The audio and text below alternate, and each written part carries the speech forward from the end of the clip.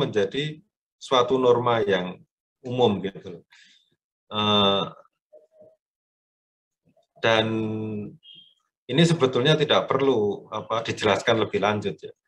Nah, kita coba sekarang melihat ya tentang alternatif lain.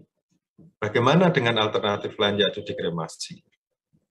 Nah, jadi beberapa dekade terakhir itu dalam menanggapi persoalan ekologis dan perubahan praktek penguburan itu, beberapa pemimpin Yahudi dan Kristiani, ini pemimpin Yahudi dan Kristiani, telah mempertimbangkan kembali tabu tradisional, maksudnya larangan tradisional yang melawan kremasi gitu ya, dan memperdebatkan kembali apakah kremasi itu diizinkan atau tidak.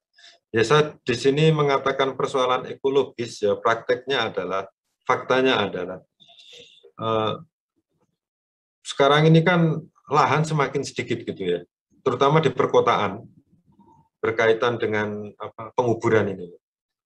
Bahkan yang sering terjadi, yang saya lihat di beberapa penguburan Katolik ya, itu jenazah yang sudah dimakamkan lebih dari 10 tahun atau 15 tahun itu kan akhirnya diambil tulang-tulangnya dan kemudian dimasukkan ke dalam satu kolumbarium gitu ya, tempat untuk menyimpan entah abu, entah bukan abu tetapi tulang-tulang gitu ya. Ya karena ada masalah ya, bukan masalah ekologis juga, tapi juga masalah tempat juga. Itu yang terjadi. Dan itu diizinkan juga. Nah, lanjut ya. Mungkin perlu kita melihat sekilas sejarah ya berkaitan dengan kremasi ini. Jadi pada zaman abad pertengahan, kremasi telah dipraktekkan pada sejumlah peristiwa ya. Abad pertengahan itu sekitar tahun 1000 sampai 1500 gitu ya. Jadi mayat yang tidak diperhatikan setelah pertempuran, kelaparan, epidemik itu biasanya dikremasi untuk menghentikan ancaman penyebaran penyakit. Ya pandemi itu kan bukan hanya terjadi sekarang ini, tapi mungkin ada puluhan pandemi gitu. Nah, meskipun masih dikremasi dahulu,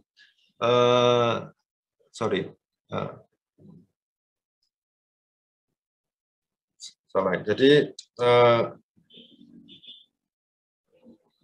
meskipun ya dahulu itu kremasi sudah ada dan masih dilarang ya, maksudnya meskipun kremasi dahulu masih dilarang oleh beberapa tradisi Kristiani seperti Gereja Ortodok Timur, praktek kremasi itu masih mulai diangkat kembali gitu. Sekarang ini diangkat kembali. Bahkan beberapa gereja Protestan, tidak seluruhnya ya, itu mulai mempraktekkan praktik kremasi setelah Perang Dunia Pertama dan pandemi flu tahun 1918. Jadi pandemi flu pada tahun 1918 itu kan membunuh sekitar 50 juta orang itu. 50 juta orang.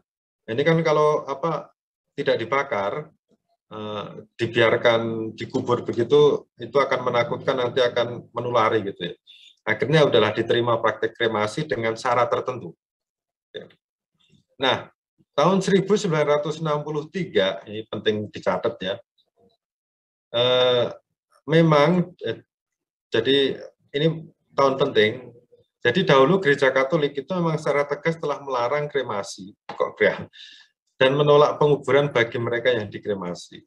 Tetapi gereja Katolik kemudian menghapus larangan itu, larangan untuk kremasi pada tahun 1963. Nah, Vatikan mengatakan bahwa penguburan orang yang meninggal itu seharusnya menjadi norma, memang. Tetapi kremasi pada dirinya sendiri tidak berlawanan dengan agama Kristiani.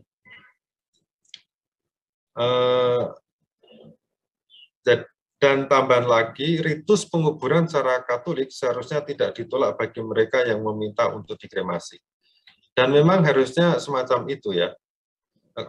Orang boleh dikremasi, tetapi ritus penguburannya, doa-doanya, misa-misanya itu harus menggunakan tradisi gereja Katolik. Jadi yang penting yang itu ya, harus menggunakan tradisi gereja Katolik. Nah, Paus Paulus ke-6 itu mengubah hukum kanonik tentang penguburan ya, ini ya ada kaitannya dengan kremasi juga ya. Jadi dikatakan demikian, gereja merekomendasikan dengan sungguh-sungguh bahwa kebiasaan saleh menguburkan jenazah orang mati mesti terus diperhatikan, ini menjadi norma. Akan tetapi gereja tidak melarang kremasi kecuali jika kremasi dipilih dengan alasan yang berlawanan dengan doktrin gereja, yaitu penolakan akan kebangkitan badan. Jadi maksudnya demikian, orang mau kremasi ya, tetapi alasannya itu ya supaya abunya bisa disimpan di rumah. Wah, itu tidak bisa. Nah, ini tidak bisa gitu. Supaya menjadi jimat abunya tidak bisa. Karena itu melawan gagasan kebangkitan badan itu ya. Nah, 3 tahun kemudian Paus mengizinkan imam untuk menjalankan perayaan kremasi ini ya, setelah diputuskan atau diubah hukum kanonik itu. Nah, Vatikan itu kemudian belakangan ini memberikan panduan yang terbaru tentang kremasi. Jadi orang Katolik boleh dikremasi, tetapi hendaknya tidak melarung abunya di laut atau menyimpannya di rumah. Dan abu jenazah harus tetap disimpan di tempat suci. Tempat suci itu seperti kuburan di gereja atau di kolumbarium, tempat penyimpanan abu itu. Dan abu jenazah hendaknya tidak dibagikan ke anggota keluarganya dan tidak disimpan sebagai kenangan atau semacam harta. Jadi kalau dilihat, mengapa tidak boleh dilarung ya? Nanti kita akan lihat di situ. Nah, ini kolumbarium ya, contoh. Nah, mengapa tidak boleh dilarung? Yang pertama, kalau dilarung itu kan berarti tubuhnya itu terpencar-pencar gitu ya. Nah, tidak satu gitu loh. Nah, ini kan ada kaitannya dengan apa? Dengan ini ya, kebangkitan badan. Dan itu menyangkut kesakralan atau kesucian tubuh. Jadi tidak boleh ya, itu kan seperti disebar begitu aja. Begini, dalam hal ini kita harus hati-hati ya. Kita dalam tradisi gereja Katolik, kita yang hidup dalam komunitas gereja Katolik, itu harus tunduk terhadap aturan gereja dan kepercayaan kita. Nah, kita meyakini akan kebangkitan badan. Maka dari itu, abu yang sebetulnya adalah bagian dari tubuh itu sendiri, itu harus tetap menjadi satu ya. Entah nanti dikuburkan atau disimpan, tidak boleh dilarung. Itu karena keyakinan kita. Tetapi mungkin ada orang yang melihat, oh itu ada orang yang berkeyakinan lain, kok melarung abunya, ya itu gimana itu? Ya itu urusan mereka gitu ya. Itu adalah keyakinan mereka, tapi keyakinan kita adalah semacam ini gitu.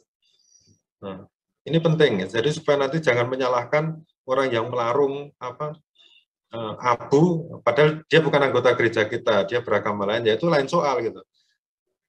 Tapi kita itu yang ada dalam komunitas gereja Katolik, ya kita harus setia dengan apa yang menjadi ajaran kita gitu. Nah, ini juga sekali lagi tidak boleh dilarung ya. Ya karena ada keyakinan bahwa tubuh kita itu nanti akan dibangkitkan itu. Tapi ini juga lebih kepada penghormatan.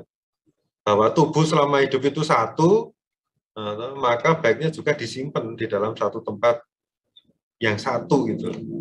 Dan tidak boleh terpisah-pisah tubuh itu. Nah, kebijakan Vatikan lain. Jadi ajaran gereja Katolik mengatakan semua orang akan dibangkitkan tubuh dan jiwanya di akhir zaman. Nah, ini yang membuat tubuh atau bagian dari tubuh yaitu api itu tidak abu maksudnya itu tidak boleh dilarung, disebar-sebarkan gitu. Nah, Vatikan mengatakan juga kremasi tidak menghalangi Allah dalam kemahakuasaannya untuk membangkitkan tubuh orang yang meninggal dalam kehidupan baru. Jadi yang di sini yang mau dikatakan adalah Allah itu maha kuasa. Jadi entah dia dikubur, entah dia dikremasi, itu nanti Allah dengan caranya sendiri yang kita tidak tahu, itu akan membangkitkan tubuh orang yang meninggal dalam kehidupan baru. Memang ada pertanyaan, lah Romo, itu kalau orang dimakan hiu itu gimana ya? Wah itu nanti kebangkitan badan seperti apa itu? Nah sebetulnya apa yang dikatakan di sini juga bisa untuk menjawab hal itu.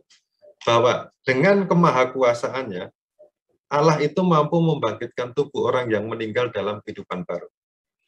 Ya nanti yang dimakan, atau yang tenggelam di dalam laut gitu ya, dalam kasus kapal selam kemarin itu misalnya. Itu juga tidak dikubur, tidak dikremasi loh. Itu mau gimana itu? Ya kita percaya ya, bahwa Allah itu dengan kemahakuasaannya akan membangkitkan mereka. Kita nggak tahu loh apa yang terjadi dengan tubuh mereka loh. Tetapi ini kan kasus khusus ya. Yang kasus general itu ya norma itu dikubur boleh, tetapi dikremasi tidak dilarang. Nah, ini ya yang jelas Kitab Hukum Kanonik 1176 mengatakan demikian di artikel ketiga ini. Bisa menjadi apa? Patokan. Gereja menganjurkan dengan sangat agar kebiasaan saleh untuk mengebumikan jenazah dipertahankan. Namun gereja tidak melarang kremasi, kecuali cara itu dipilih demi alasan-alasan yang bertentangan dengan ajaran Kristiani. Kesimpulan. Jadi penguburan adalah norma utama dalam menghormati jenazah umat beriman Katolik. Tetapi gereja tidak melarang kremasi bagi umat Katolik, asalkan sebelumnya dilakukan upacara mendoakan jenazah dengan ritus Katolik. Jadi entah dikubur, entah dikremasi, yang penting upacara doa, perawatannya, penghormatannya itu tetap dalam jalur tradisi gereja Katolik. Dan abu sebaik-baiknya disimpan dalam kolumbarium, tidak dilarung atau ditempatkan dalam rumah. Soalnya kalau ditempatkan dalam rumah itu ya apa ya, nanti takutnya menjadi jimat gitu loh. Biarlah orang-orang yang tubuh-tubuh orang yang mati itu berkumpul bersama di dalam satu tempat, itu orang yang hidup ya yang hidup gitu.